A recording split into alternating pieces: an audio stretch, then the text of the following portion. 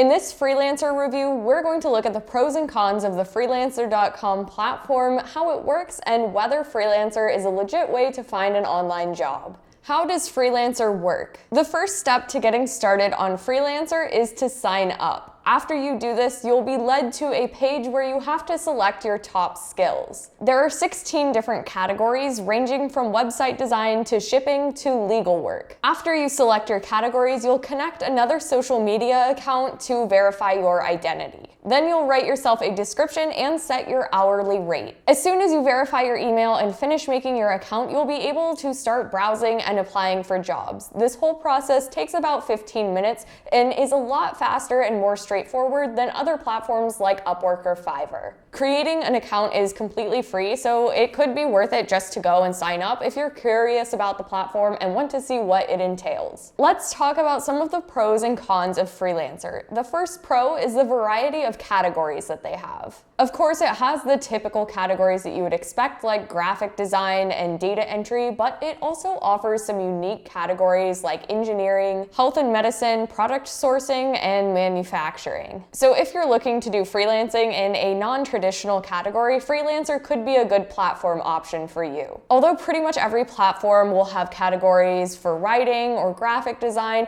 not every platform is going to allow you to do things like engineering or architecture or legal work. The second pro is the ability to browse jobs. It's possible to view job listings immediately after making your account. Unlike other platforms that have clients searching for freelancers, Freelancer.com actually operates in the opposite way. Clients create posts of the type of work that they need completed, and you as the freelancer can browse through these listings and apply for the jobs that you're interested in. The fact that Freelancer operates more as a job board can be an appealing factor for a lot of people, especially if you're newer to freelancing and you're still exploring what niche you actually want to be in. The structure of the platform can make it easy to browse for different job types and to see what type of work clients are actually looking for. After you set up your profile and set your hourly rate, you'll also be viewable to clients as freelancers that they can hire. So in this way, clients are able to search for freelancers. However, you as the freelancer cannot post specific jobs that you're looking to do. You can only give a general description of the type of work that you do and set your general hourly rate, but still clients can see this, and if they like what they see, they can reach out to you to start a project. Now, another pro is the ease of setup. Out of the platforms that we've reviewed so far, Freelancer is probably the easiest and fastest one to get set up on as a new freelancer. Due to its simplistic interface, it eliminates a lot of the extra work required by some other platforms to make a competitive profile. For example, on Fiverr, freelancers are expected to create gigs, which are like these project packages,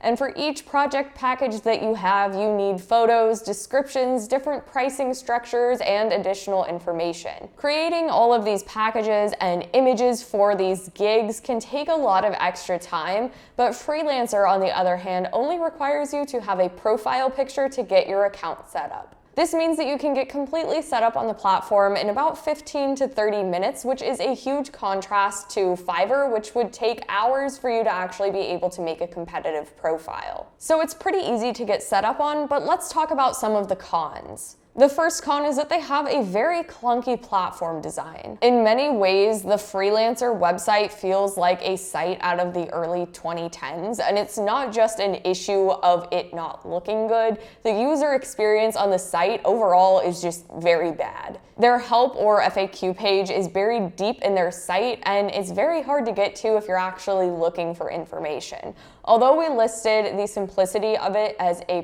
pro, this can actually be a bit of a con because of the lack of images and other information on your profile. It can be very hard to convey the type of work that you do if you can't include your portfolio. So while the platform is straightforward, because of the clunky platform design, it can definitely be hard to stand out. You're also limited on the number of jobs that you can apply to. With their Plus membership, you can apply to up to 100 jobs a month, and that might sound like a lot, but in reality, that's about 3 jobs a day. Keep in mind that you are not going to get 100% of the jobs that you apply to. When you don't pay for their Plus membership, you get even less opportunities to apply to jobs. You'll actually only get 6 bids when you create your account. After that, you get new bids after a 5-day waiting period. And you can never accumulate more than 6 bids at a time without paying for their extra membership. Freelancer also has a limiting algorithm. Remember when we said that clients can kind of browse freelancers' profiles?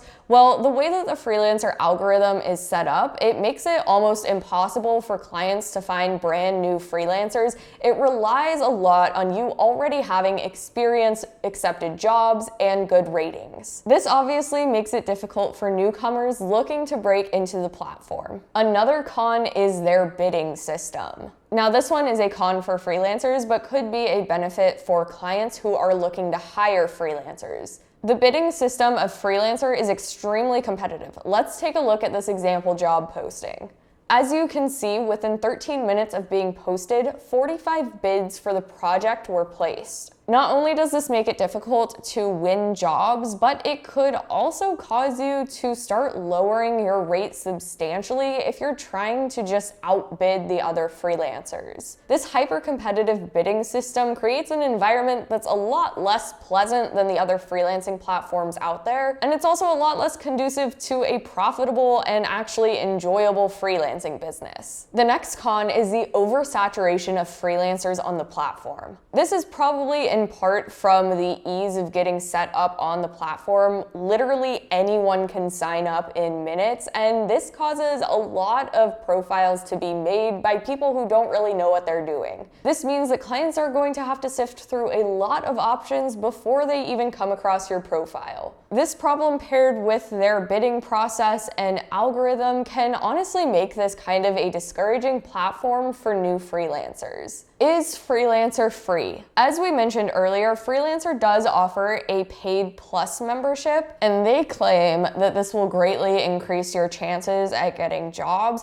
I haven't personally tried it, but I would say that there are so many other free freelancing platforms out there that I would wait until you start pulling in money to actually pay for their subscription. If you do decide to go for the paid option, do keep track of your income and whether you're actually getting accepted to more jobs or making more money to decide if it's actually worth it. But the truth is, Freelancer probably won't be that much use to you unless you do pay for their paid version of it. But even then, a lot of freelancers report that it's still hard to land jobs. So while Freelancer technically does have a free option, they've set it up to where it's almost impossible to use the platform without the paid version. Can you get scammed on Freelancer.com? Unfortunately, there is potential with any freelancing platform to get scammed, and as we've talked about in other videos and in other reviews, there are some pretty typical red flags that you can look out for, like people who are trying to get you to send them money, asking you for free work, or asking you to immediately go off platform. Unfortunately, there are scammers on any online platform out there, so you do have to be aware of what to look out for to avoid these scammers. How can I avoid getting scammed on Freelancer?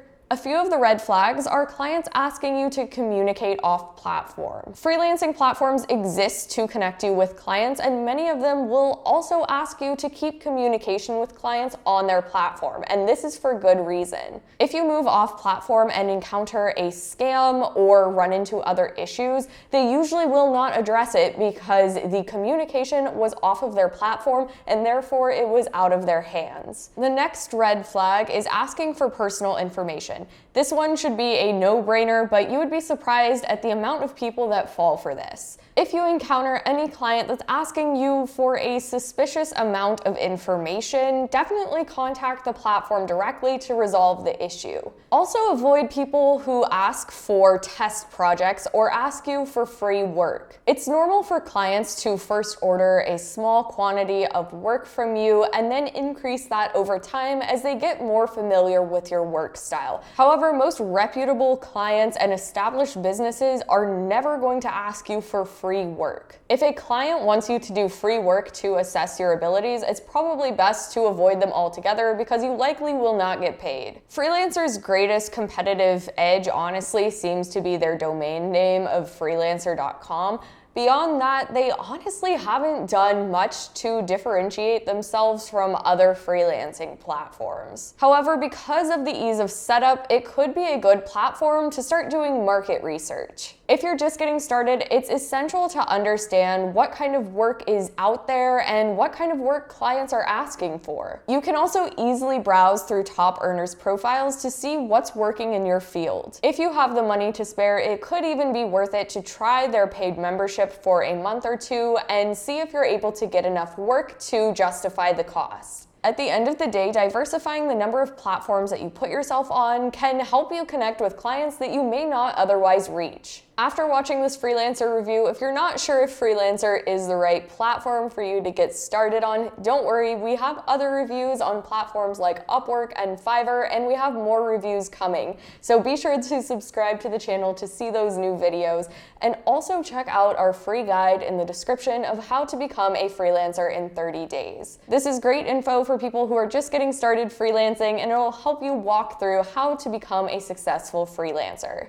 That link is in the description, and remember to subscribe for more freelancing tips.